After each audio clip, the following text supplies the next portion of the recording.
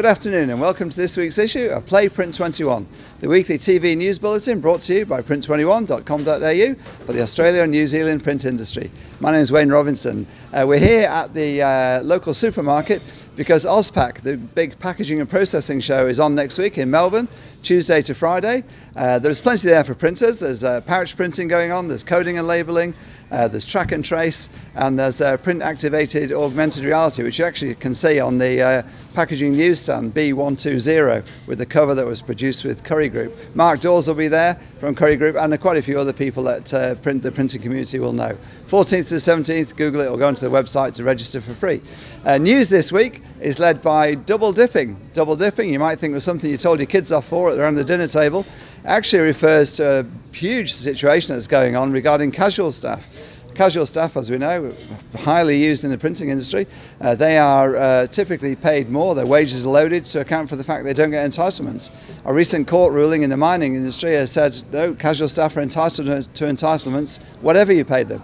This has resulted now in a slew of lawsuits going backwards and forwards between labour hire companies, lawyers representing miners in class action, and the ramifications could be huge. It could mean that printers will have to pay the existing and former casual staff all their entitlements stretching back to who knows when.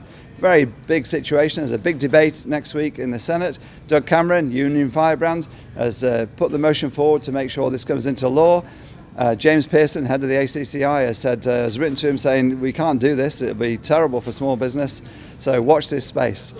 Also on the, well, let's have some good news. A big win for PIA and for print training in New South Wales this week. The PIA lobbying the state government, and the state government have essentially agreed to pay for all print apprenticeship training. They've allocated $14,500 for each print apprentice, and that will go towards their training. So a great win after intense lobbying, and the PIA targeting a national training programme. Obviously also had huge wins in Holmes-Glen, Tasmania, South Australia, and more to come.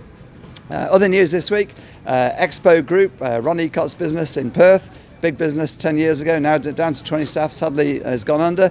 The assets have been bought by Jason Signmakers, John Mancini, moving out into commercial print. So it's not just printers getting into sign and display, John Mancini, sign maker, getting into commercial print.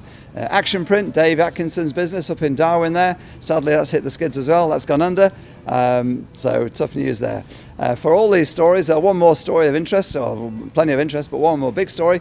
170 printers and agencies turned up in Brisbane to see the PIA's direct mail event. That's obviously a huge interest story, and that event will roll out through the country now.